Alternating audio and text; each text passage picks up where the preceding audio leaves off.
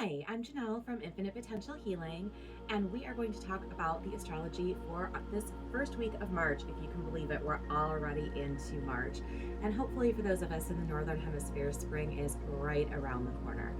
So before we get into what's going on the first week of March, we do have to do a little bit of a rewind back to a heavy hitter that happened this week, which is that Mercury went retrograde on February 26th.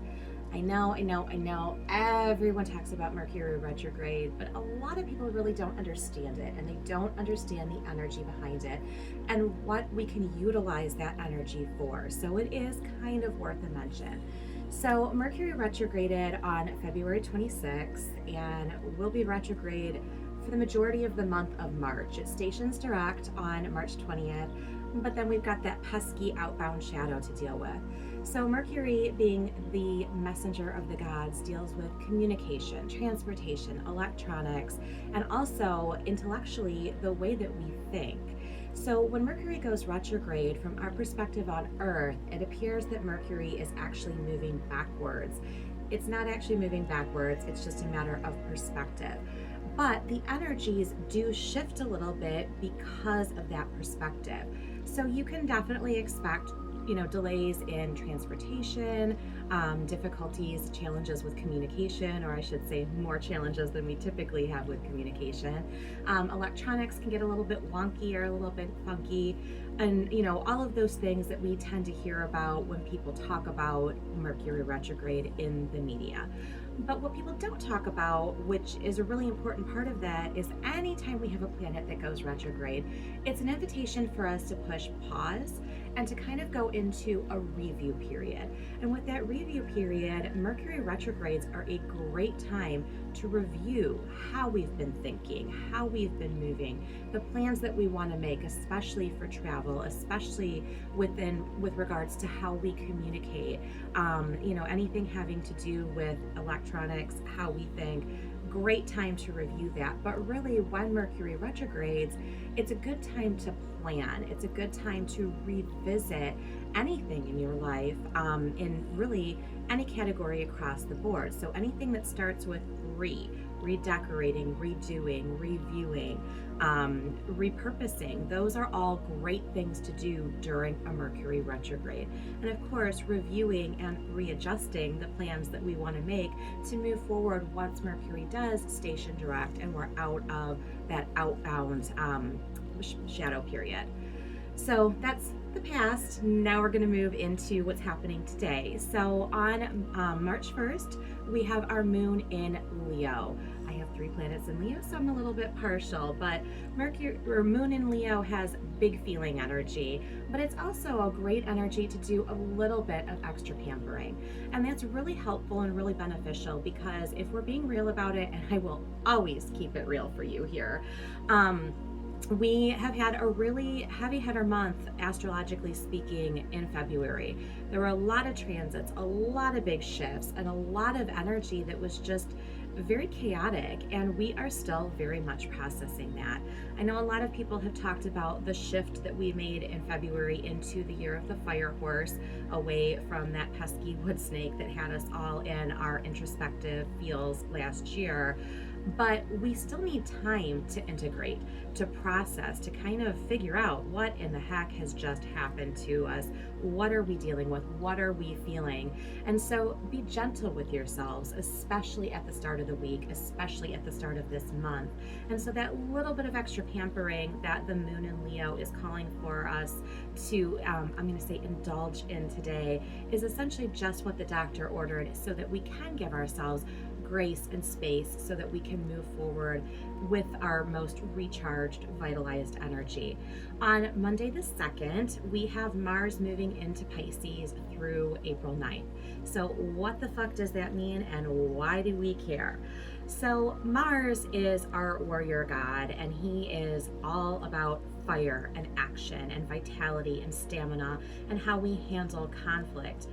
Mars in Pisces, not Mars's happiest place to be, because Pisces is a water sign. Mars rules Aries, which is a fire sign. So kind of like effectively raining on our parade a little bit.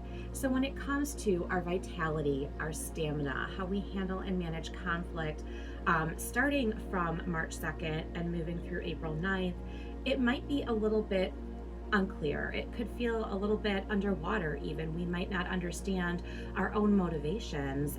We could be a little bit confused, even, as to why we feel aggressively about certain things, or why we want to kind of quote unquote go to war over certain topics. A lot of times, because Pisces is a dual sign, when we have Mars in Pisces, it can be a little bit of a feast or famine energy in terms of our vitality and our stamina, where we may have periods where we feel supercharged, super energized, really feeling that Mars fiery energy. And then other times we might feel literally like we have just been rained out in terms of any forward progress, any movement. So it's important to continue to give ourselves grace with that, and to give ourselves the space that we need to process moving forward. This might feel a little bit contradictory to the whole year of the fire horse energy that we heard about coming into, that came in February, because we feel like we want to charge forward, we want to take movement, we want to have a lot of action, and we might be a little bit unclear on the direction that we want to go with Mars moving into Pisces. So the prescription to the remedy to deal with this energy is to really be sure, really be certain what you want to do before you take action, because the fire horse will not reward action for the sake of action, or movement for the sake of movement. The fire horse will reward calculated action, structured movement, discipline, very clear movement in terms of where we want to go and what we want to do. So it's important to be mindful of this transit, which again will go through April 9th. On Tuesday, March 3rd, we have a full blood moon in Virgo and a total lunar eclipse. Really big deal, pretty heavy hitter energy. So we're going to actually talk about that in a separate video, because it is just too much to try to get in here.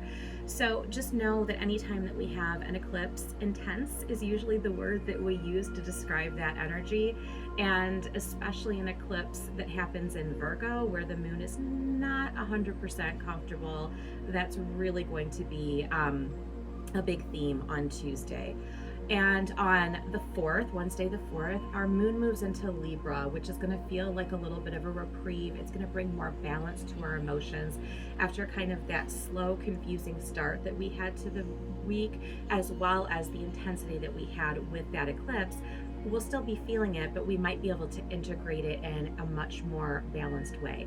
Also on the 4th, we have Venus sextile Uranus. If you don't know what sextile means, it's a cooperative aspect between Venus and Uranus. So Venus is all about what do we love, what do we value, a lot of times focuses on love and money specifically.